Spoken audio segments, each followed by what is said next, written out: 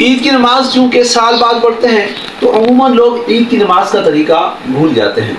تو اس لیے اس کو ذرا ذہن میں رکھ لیں کہ سب سے پہلے نیت کرتے ہیں۔ نیت کس طرح کرنی ہے؟ میں نیت کرتا ہوں اس نماز کی پڑھتا ہوں خاص واسطے اللہ تعالیٰ کے، 2 رکعت نماز عید الفطر واجب 6 زائد تکبیر کے ساتھ، اور پیچھے اس امام کی منہ میرا کعبہ شریف کی طرف اللہ ہوں۔ تو یہ پڑھنے کے بعد پھر امام صاحب جب اللہ اکبر کہتے ہیں تو مقتدی بھی اللہ اکبر کہہ کے ہاتھ باندھ لیتے ہیں اور ثنا پڑھتے ہیں سبحانک اللہم آخر تک۔ پھر اس کے بعد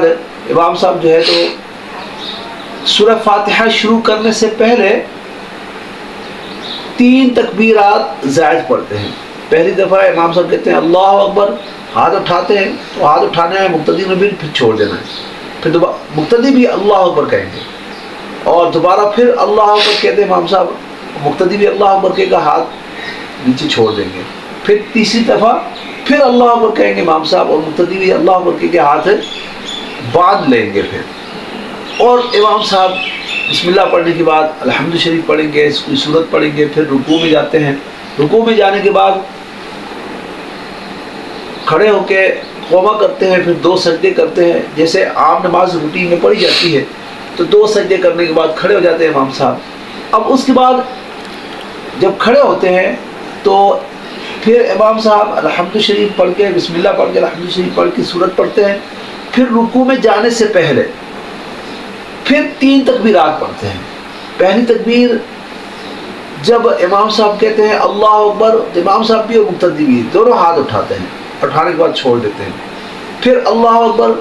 دوسری تکبیر پڑھی اور پھر ہاتھ اٹھا کر پھر چھوڑ دیے، پھر تیسری تکبیر پڑھی اللہ اکبر تو ہاتھ اٹھا کر تو پھر چھوڑ دیے، اور چوتھی تکبیر پڑھنے کے بعد پھر رکوع میں چلے جاتے ہیں۔ پھر اس کے بعد جیسے نماز پڑھی جاتی ہے، رکوع کے بعد کھڑے ہو کر قوما کیا، پھر 2 سجدے، اور پھر اس کے بعد تحیات اور درود شریف اور دعا پڑھنے کے بعد امام صاحب سلام پھیر دیتے ہیں، تو یہ نماز عید کی مکمل ہو جاتی ہے۔ رات امام صاحب نے بھی کہنی ہے اور مقتدی نے بھی کہنی ہے، اس کو ذہن میں رکھنا، کہیں ایسا نہ ہو کہ امام صاحب تو کہیں اور ہم اپنی زبان سے تکبیرات نہ کہیں، تو زبان سے اللہ اکبر جو ہے یہ مقتدی نے بھی کہنا آتا ہے۔ دوسری رکعت میں جب جاتے ہیں، جب امام صاحب اللہ اکبر کہتے ہیں تو عموماً اس وقت لوگوں سے یہ غلطی ہو جاتی ہے کہ لوگ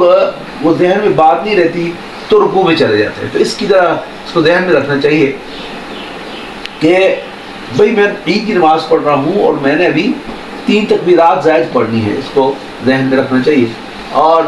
پھر اس کے بعد امام صاحب جب خطبہ دیتے ہیں تو یہ بات یاد رکھیں کہ امام صاحب جب خطبہ دیتے ہیں